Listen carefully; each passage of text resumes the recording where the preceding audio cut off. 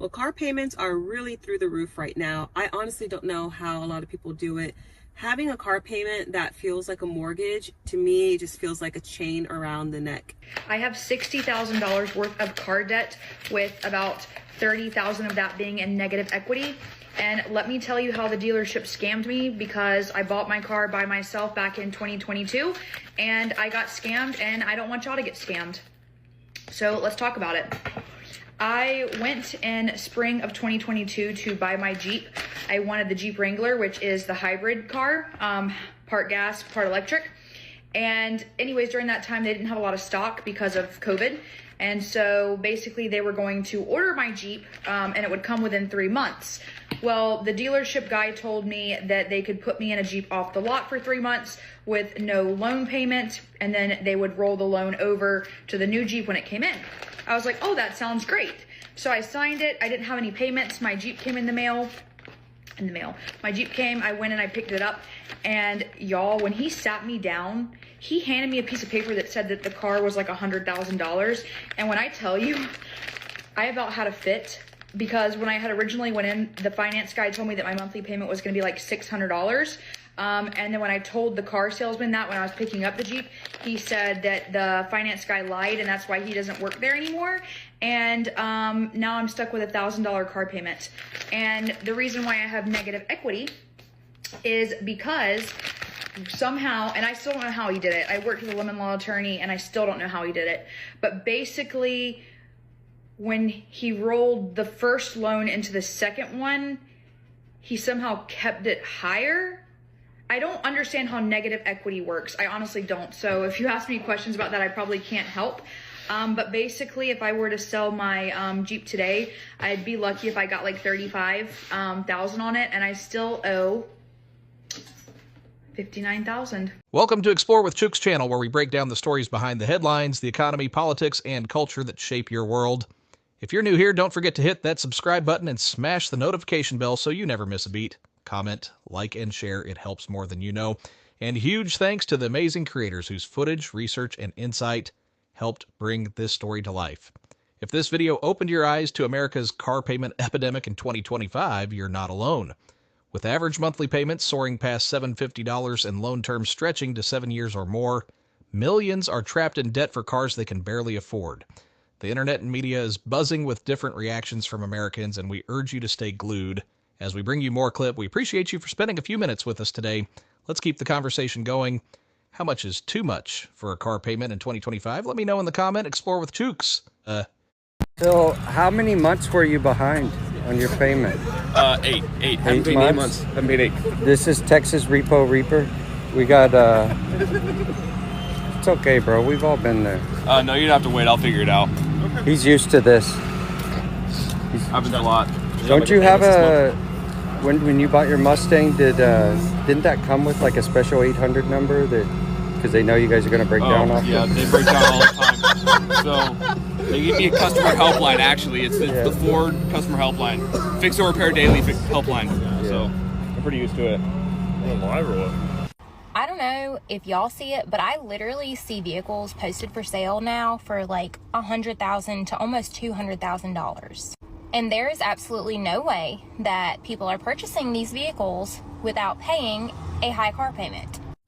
So y'all are mad at me, and I know that I am not the only person with these high-ass car payments.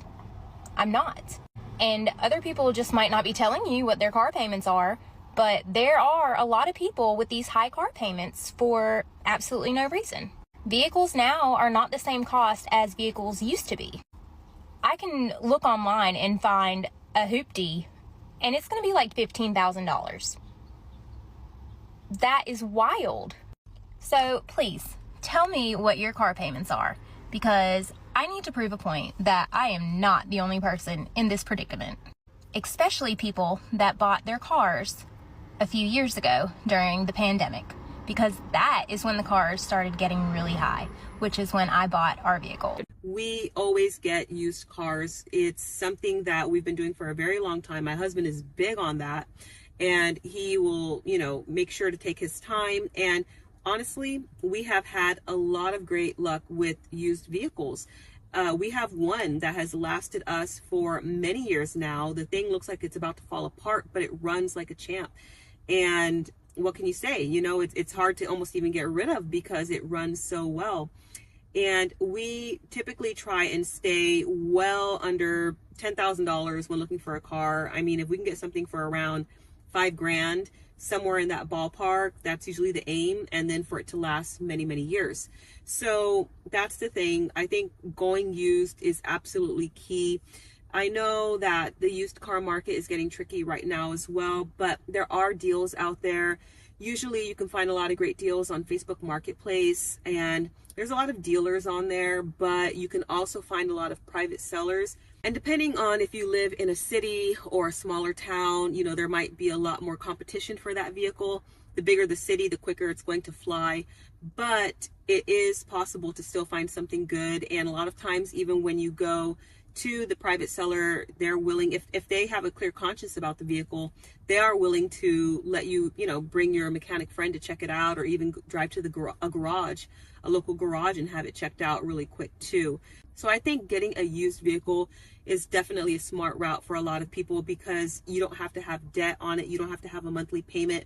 People that buy a brand new vehicle, you got to remember that you lose a lot of value in it the minute you drive it off the lot. And you're paying a high price for something that it's just really supposed to get you from point A to point B. And a lot of people do want nice vehicles. I understand that. But if you have to have payments on something for years, I mean, do you really need that? Or can you look for something cheaper and have something that is affordable, it's used, is reliable, and also doesn't put a huge dent in your pocketbook? So let me know your thoughts down below. Do you like used vehicles? Have you had good luck with them or not? I know that we personally have, especially when we find them from private sellers versus a dealership. So I hope to catch you in the next video. Take care until then. You have a $700 car payment. Do you realize that is a $100,000 mortgage? When I'm pre-qualifying someone and they want a $350 home because they love it and they went to the open house and they want to make an offer on it and they have a $700 car payment, now it's $250. I can approve you. Yeah, but okay, so you're taking that $90,000 Yukon, what, rolling it back up to an apartment complex? You're like, exactly. You look awesome, dude. I never wanted to make this post, but here I am because I'm actually embarrassed. So I've been seeing people posting about their car payments. I mean, we live in tough times, so I feel like an idiot. And my parents would kill me if they knew how much my bills were, because I come from parents that like save everything, you know, have money for savings, this and that, blah, blah, blah. However, so my car payment, I built a 2023 Tahoe that I got in October of 2023. And my payments were higher than I thought. I thought they were going to be around $800, which was fine. I mean, it's more than I've ever paid in my life. But it ended up being $1,100 for my Tahoe. I just have an LT. Nothing. I didn't add anything extra to it. My only thing I wanted was the captain's chairs for my kids. My husband a year ago got a 2024 truck somehow, brand new, Chevy 2500 HD, really nice truck. His truck is only $765 a month. I don't understand how his is cheaper than mine.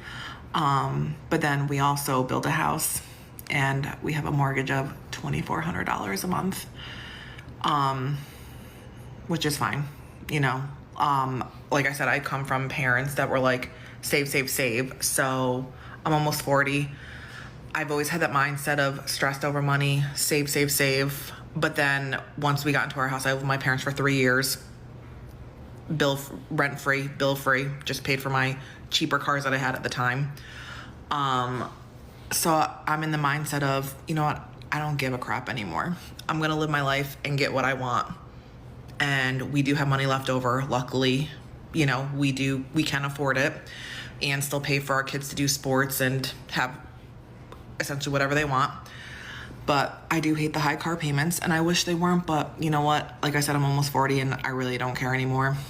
You know, I saved my entire life for everything and it is what it is. Whoa, whoa, whoa, you're tearing it up! You're tearing it up! You're ruining the brakes. What are you doing? You're ruining the brakes. Sir, you're ruining the brakes. You're driving the car.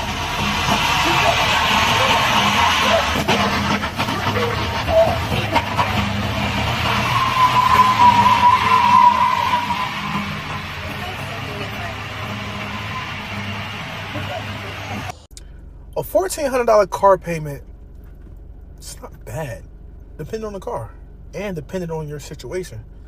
A lot of people be caught up in, oh my God, you pay that much a month, I could pay that in rent, Bro, you don't make any money. You just don't make no money. If you want a nice car, nice car, Corvette, Hellcat, whatever, Benz, what you think the payment gonna be? If you can't afford it, just don't get it. That's where the disconnect is. People make $2,500 a month and got a $1,400 car payment, then that's a little different. But if you make $8,000 and above, get the car you want. This not making any sense. Stop pocket watching. Afford what you can afford. I've never seen this many repos in my life. Right? I come to the auction every week. I'm here. I've always said the car economy is doing good. But now, for the first time, I'm worried. I'm not going to lie to you. I'm in Bank of America's lane. Bank of America is good credit customers. These are franchise dealers who sell these cars. Look at the level of repossession that's sitting here. You got a 2021 Corvette, repossession. Brand new BMW, 2021, repossession. 2022 Silverado, repossession. These are Bank of America repossessions. Look at this. It's got 27,000 miles. It's a brand new Tahoe. Let's look inside. The inside still smells new. It's mint. Mint. In order to qualify for these cars, you got to make six-figure income. These people are getting their cars repossessed. These are people who care about their credit. This is not the Santander. This is not the Westlake repos. This is Bank of America. This is a 2025 Honda. They gave up. They gave up. It's got 2,000 miles. This is a repossession. They didn't make their first payment. Another Corvette. This is brand new. Look at this Corvette. It's got 6,000 miles. You didn't even get to enjoy it. You just lost it. It's a fucking spaceship. Look, repoed. Repoed. Let's look inside. I ain't never seen one. I don't even know what this is. It's an electric boomer. It's got the butterfly doors. This was a repo. These are high dollar earners. Look at this. The economy is fucked. You ain't never seen one of these. This is dope. Look at this. For the first time, I'm worried about the auto industry. I've been contemplating real hard and long about getting out of it. Business is getting worse. Cars have priced themselves out of the market. You know, you're going to get a 2010 Corolla. You're going to retail it for $8,000 or $9,000. That's astronomically expensive. I'm selling 06, 02, 07 Hondas for $4,000 or $5,000. You know, the game is fucked up right now. Cars have priced themselves out of the market. I don't know how us dealers stay in business. I just